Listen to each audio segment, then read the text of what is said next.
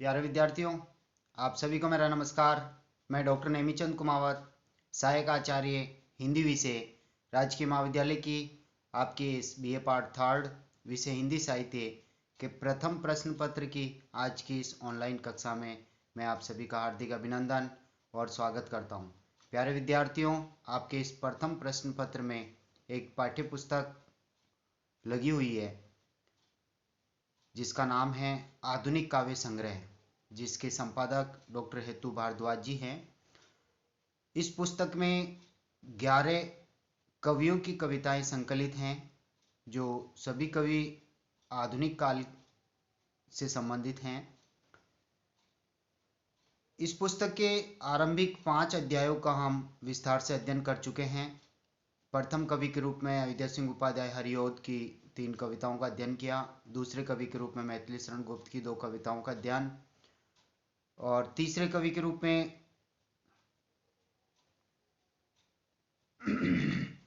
जयशंकर प्रसाद के श्रद्धा सर्ग का अध्ययन किया, जो कामायनी महाकाव्य से अवतरित हैं। और चौथे कवि के रूप में हमने पढ़ा सूर्यकांत त्रिपाठी निराला जी को, जिनकी 2 कविताएं आपके पाठ्यक्रम में थी। और पांचवें कवि के रूप में हमने पढ़ा सुमित्रा नंदन पंत जी को, जिनकी 2 कविताएं आपके पाठ्यक्रम में थी, नौका विहार कविता और परिवर्तन कविता। छठे कवि के रूप में हमने हाल ही की एक दो ऑनलाइन कक्षाओं से हमने आरंभ किया है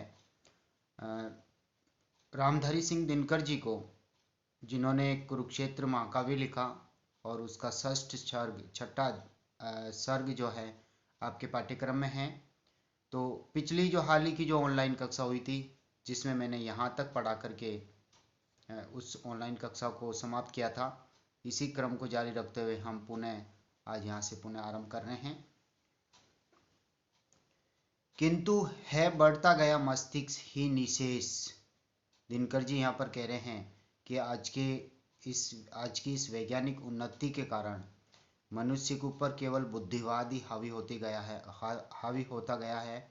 मस्तिष्क ही निशेष का तात्पर्य यहाँ पर बुद्धिवाद का चमत्कार। छूट कर पीछे गया है रह हृदय का देश। यानी कहने का तात्पर्य मनुष्य का हृदय तो खोखला होता गया और वो केवल वैज्ञानिक उन्नति और वैज्ञानिक आविष्कारों में ही मनुष्य का सारा ध्यान केंद्रित हो गया। नर मनाता नित्य नूतन बुद्धि का त्योहार। त्योहार का मतलब उत्सव। यानी कहने का तात्पर्य मनुष्य हमेशा ही वैज्ञानिक आविष्कारों के कारण अपने बुद्धि के द्वारा किए गए चमत्कारों का ही हमेशा उत्सव मनाता है। हृदय की बात एक तरह से वो सुनता तक ही नहीं, हृदय उसका खोखला हो चुका है। हृदय में जितने भाव भरे हुए होते हैं, उन सभी भावों से मनुष्य का हृदय एक तरह से रहित हो गया। प्राण में करते दुखी हो देवता चित्कार। प्राण में यानी उसके हृदय में जो देवता, कहने का तात्पर्य सामान्य प्राणी या परमात्मा जो है मनुष्य के हृदय में विराजमान है।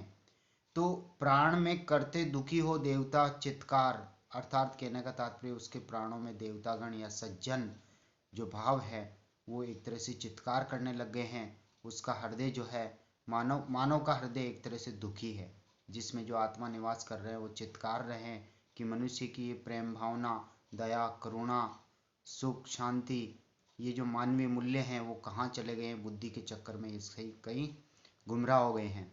चाहिए उनको ने केवल ज्ञान, अर्थात हृदय में रहने वाले इन देवताओं को हृदय केवल ज्ञान अर्थात बुद्धि की आवश्यकता नहीं है, बल्कि इनके साथ साथ हृदय भी प्रबल होना चाहिए। तो यहाँ पर हृदय पक्ष और बुद्धि पक्ष की कवि ने तुलना की है। मनुष्य केवल बुद्धि के बल पर ही बहुत कुछ चमत्कार कर चुका है, बहुत कुछ आगे बढ़ चुका है, लेकिन उसे आध्यात्मिक शांति नहीं मिली, सुख चैन शांति नहीं है। उसका हृदय में रहने वाले भाव एक तरह से मर रहे हैं, वो चित्कार कर रहे हैं। देवता है मांगते कुछ सने कुछ बलिदान। देवता का तात्पर्य सामान्य प्राणी, यानी जो आम जन है वो कुछ स्नेह, प्रेम भाव, कुछ बलिदान, दया, करुणा, इस तरह से मानवीय भाव वो मांग रहे हैं। मोम सी कोई मुलायम चीज, यानी उसके हृदय में रहने वाली जो भाव है, जो परमात्मा जो उसके हृदय में निवास कर रहे हैं देवतागण, देवता का तात्पर्य यहाँ पर सज्जन प्राणी से तात्पर्य है। तो उसके हृदय के भाव केवल बुद्धि के चक्कर में हृदय के भाव मर चुके हैं। तो अब उस हृदय में कोई ऐसी मुलायम चीज की आवश्यकता है जहां उसे मनुष्य को आध्यात्मिक शांति मिल सके। ताप आकर जो उठे मन में पसीज पसीज, ताप पाकर, ताप का तात्पर्य बुद्धिवाद एक तरह से हानिकारक है। और जब हृदय खोखला हो चुका है, भावनाएं उसकी मर चुकी है, मनुष्य किसी की भावनाओं की कद्र नहीं करता, वो केवल वैज्ञानिक बुद्धि और यांत्रिक युग में, भौतिकवादी युग में जीने को मजबूर हो गया है। तो उसके हृदय के कष्ट पा पा करके उसके मन को बार बार पसीज रहे हैं, बार बार प्रताड़ित कर रहे हैं उसके मन को कि तेरे हृदय में रहने वाले प्रेम, विश्वास, दया, करुणा, भावना आदि कहाँ चले गए हैं, कहाँ सूख गए हैं। प्राण के झुलसे विपिन में फूल कुछ सुकुमार। अब ये प्राण यानी हृदय मनुष्य का जो है कष्टों से झुलस चुका है। तो प्राण के झुलसे विपिन, विपिन यानी जंगल में, अर्थात इस संसार रूपी वन में जो भावना रूपी पुष्प, कोमल कोमल पुष्प अब खिलने चाहिए, भावनाएं विकसित होनी चाहिए, बुद्धि बल कमजोर होकर के हृदय प्रबल होना चाहिए। ज्ञान के मरु में सुकोमल सुकोमल भावना की धार, ज्ञान के इस मरुस्थल में, शुष्क मरुस्थल, ज्ञान का मरुस्थल एक तरह से शुष्क है, जिसमें मनुष्य ज्ञान के बल पर बुद्धि के समक्ष हृदय की एक बात तक नहीं सुनता। तो अब उस हृदय में, जो हृदय भावनाओं से निरस हो चुका है, उस हृदय में सुकोमल कोई भावना की धाराएं प्रवाहित हो हृदय की इन क्रियाओं की, ताकि वो मनुष्य इनकी अनुभूति कर सके, कोमल भावों की अनुभूति कर सके, आध्यात्मिक भावना की अनुभूति कर सके। चांदनी की रागिनी यानी चंद्रमा की चांदनी जो छाई हुई है, उन उस ज्योत्सना की वो अनुभूति कर सके, उसका कुछ आनंद ले सके, क्योंकि बुद्धि के द्वारा इसका आनंद नहीं, बल्कि हृदय से जुड़ी हुई चीज है चांदनी, तो हृदय से उसकी अनुभूति हो, शीतल चांदनी का शीतल चांदनी की अनुभूति करके उसका आनंद ले सकता है।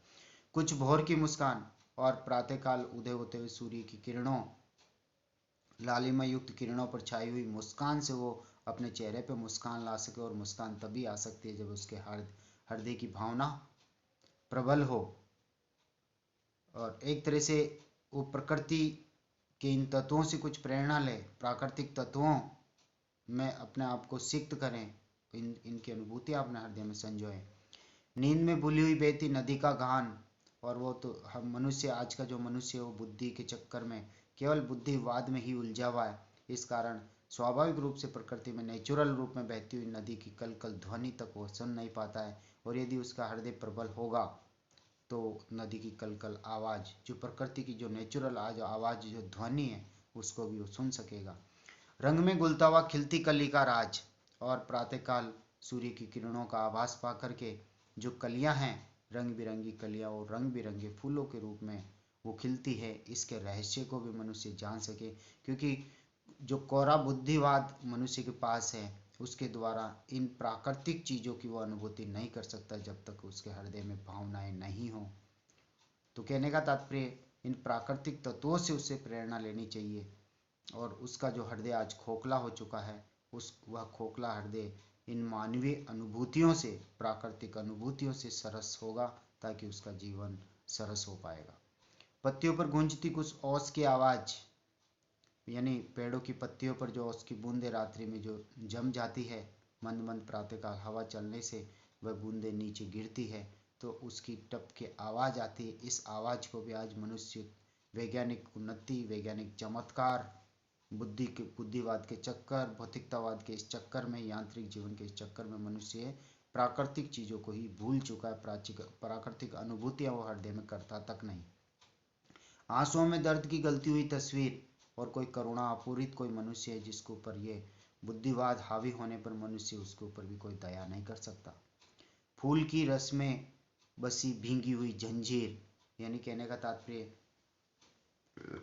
सौरभ रस से, सुगंध रस से भीग जाएं ये बंधनग्रस्त जो जीवन रूपी तस्वीर, जो बंधनग्रस्त जीवन रूपी जो जंजीर है, वो जब मनुष्य इन पुष्पों का आनंद लेगा, सुगंध का आनंद लेगा, रस में वो डूबेगा, आध्यात्मिक शांति उसको मिलेगी, तभी मानवता का वास्तविक कल्याण संभव होगा। धूम, कोलाहल, थकावट, धूल के उस पार, शीत जल से पूर्ण कोई मंदगामी धार। तो आज का जो आधुनिक युग, जो समय है, आधुनिक युग, वो पूरा परिवेश दूषित हो चुका है। चारों ओर बम विस्फोट होने से एक तरह से धुआं फैला हुआ है, कोलाहल शोरगुल मचा हुआ है, मारकाट मची हुई है, हिंसा मची हुई है।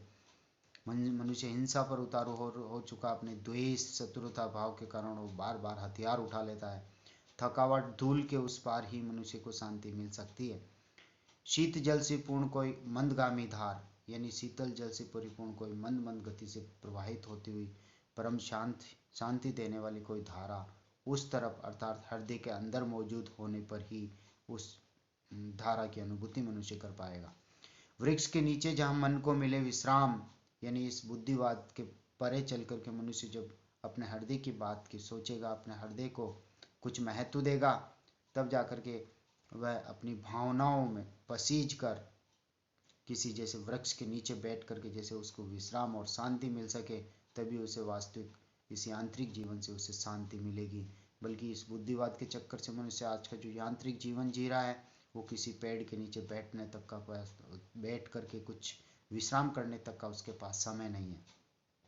आदमी काटे जहाँ कुछ छुट्टियाँ कुछ शाम, और पेड़ों की शीतल छाया, यानी प्रकृति की कोख में मनुष्य बैठ करके उसकी प्रकृति की शीतल छाया, पेड़ पौधों की शीतल छाया में विश्राम कर सके और अपने अवकाश के समय को वो कुछ अवकाश के समय का कुछ भाग वहाँ बिता सके।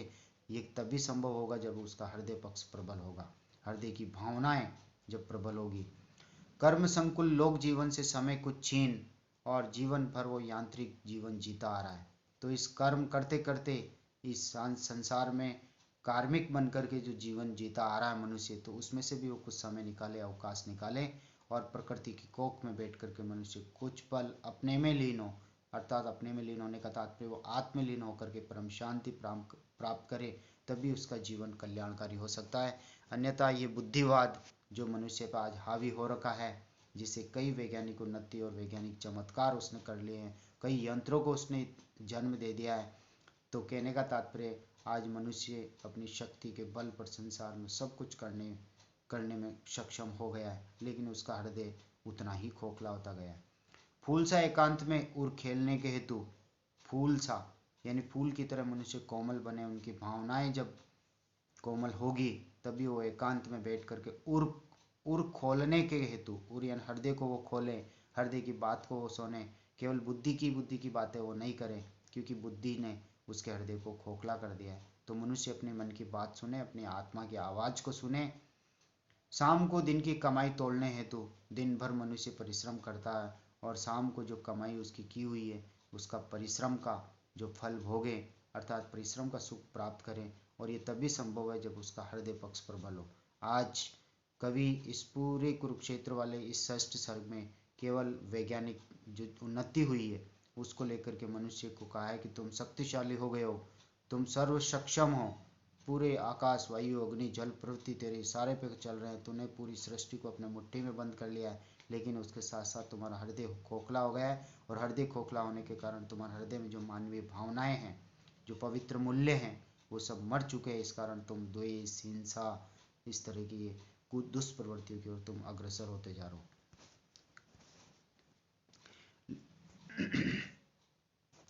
ले चुकी सुख भाग समुचित से अधिक है देह, यानी सुख भाग समुचित जितना उचित है उससे अधिक भी ये मनुष्य का जो शरीर है वो सुख अर्जित कर चुका है। देवता है मांगते मन के लिए लघु है, और अब देवता का तात्पर्य आम जन, एक तरह से सज्जन पुरुष जो है, जो इस बुद्धिवाद के चक्कर में नहीं पड़ना चाहते, वह अपने लिए एक छोटा सा घर चाहते हैं। वैसे मनुष्य की तमन्ना यही होती है कि जीवन में अपना एक छोटा सा आशियाना बनाए और उसमें वह रह करके सुख शांति और चैन से अपना जीवन जिए, लेकिन आज छोटा सा घर भी नहीं है मनुष्य के पास, केवल वो बुद्धि के बल पे ही निरंतर उन्नति करता जा रहा है। हाय रे मानव नियति के दास, हे मनुष्य तू अपने भाग्य का दास हो गया है।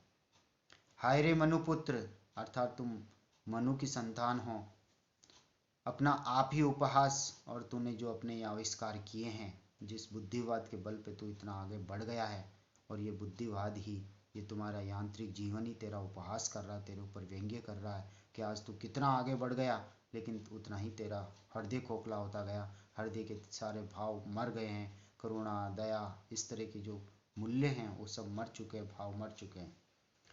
प्रकृति की प्रच्छन्नता को जीत, अर्थात प्रकृति की स्वतंत्रता को, इस रहस्य को तूने अपने बुद्धि बल पर जीत लिया है। सिंधु से आकाश तक सबको किए भयभीत, यानी सागर से लेकर के आकाश तक तेरी यात्राएं हो चुकी है और तूने सबको अपने वैज्ञानिक आविष्कारों से और वैज्ञानिक मशीनों से, इस यांत्रिकता से, तब अपनी शक्ति के बल पर तूने सबको भयभीत कर रखा है। सृष्टि को निज बुद्धि से करता हुआ परिमेय, अर्थात इस पूरे ब्रह्मांड को, सारे संसार को तूने हे मनुष्य अपनी बुद्धि से माप लिया है, जैसे सर्वत्र तेरी व्याप्ति हो गई है। चीरता परमाणु की सतह असीम, और एक तरह से तू इस परमाणु की जो क्षमता है, तूने परमाणु बम बना बना करके असीम ब्रह्मांड की जो ताकत है उसको भी तूने चीर दिया है। अर्थात तुम अजेय हो गए हो, तो तेरे ऊपर कोई भी विजय प्राप्त नहीं कर सकता, इतने तूने परमाणु अस्त्र, बम और हथियार तूने बना रखे हैं। बुद्धि के पवमान में उड़ता हुआ असहाय, लेकिन इस बुद्धि रूपी पवमान यानी एक तरह से वायु रूपी पंखों, वायु के पंख लगा करके तू आज आकाश में असहाय होकर के, बेसहारा होकर के तू उड़ता जा रहा है। तेरा कोई सहायक नहीं बनने वाला, ये बुद्धिवाद तेरे कभी काम नहीं आने वाला। तू चाहता है कि इस यांत्रिकता के कारण, इस वैज्ञानिक आविष्कारों से और अपने बुद्धिवाद के बल पर जो जो तूने नवीन कर्म किए हैं उससे तू सृष्टि का कल्याण कर सकता है। कतई नहीं, ये तुम्हारी भूल है। सृष्टि का कल्याण तभी होगा जब दोनों पक्ष बराबर हो। तराजू के दो पलड़े में एक तरफ हृदय पक्ष और दूसरी तरफ बुद्धि पक्ष, तो बुद्धि पक्ष जितना मजबूत होगा उतना ही हृदय खोखला होता जाएगा। तो दोनों में तालमेल होना जरूरी है, तभी मानवता का कल्याण संभव होगा। जहारा तू किस दिशा की ओर निरूपाय, अर्थात हे मानव, तू एक तरह से वायु की पंख लगा करके, तो इस बुद्धिवाद के चक्कर में वायु के पंख लगा कर आज तो आकाश में कहाँ उड़ा जा रहा है। लक्ष्यहीन बन करके तो उड़ा जा रहा है। क्या है तेरा लक्ष्य, तेरा उद्देश्य क्या है? इस बुद्धिवाद के द्वारा तू क्या करेगा? कितनी उन्नति तूने कर ली, लेकिन इसका परिणाम क्या होगा? परिणाम साफ है, तू युद्ध करेगा और द्वेष भावना आदि के कारण तू तेरा ही संहार कर बैठेगा। ये नहीं यदि ज्ञात तो विज्ञान है श्रम व्यर्थ, और यदि तू जिस और इन वैज्ञानिक आविष्कारों को लेकर के साथ, इस बुद्धिवाद के साथ साथ तू जितना उन्नति की ओर आगे बढ़ रहा है, हवाई यात्राएं तूने कर ली और धरती आकाश के सब रहस्यों को तूने जान लिया है, और यदि तुम्हारा लक्ष्य क्या है, मानवता का कल्याण करना, यदि तेरा लक्ष्य नहीं है तो तेरे ये वैज्ञानिक आविष्कारों को जन्म देने के लिए किया गया तुम्हारा परिश्रम, तुम्हारा क्रम, ये सब व्यर्थ हो जाएगा। सुन रहा आकाश चढ़ ग्रह नक्षत्रों का नाद। प्यारे विद्यार्थियों, आज की ऑनलाइन कक्षा को हम यहीं समाप्त करेंगे। अगली ऑनलाइन कक्षा इसी पंक्ति से हम पुनः आरंभ करेंगे। जय हिंद, जय भारत।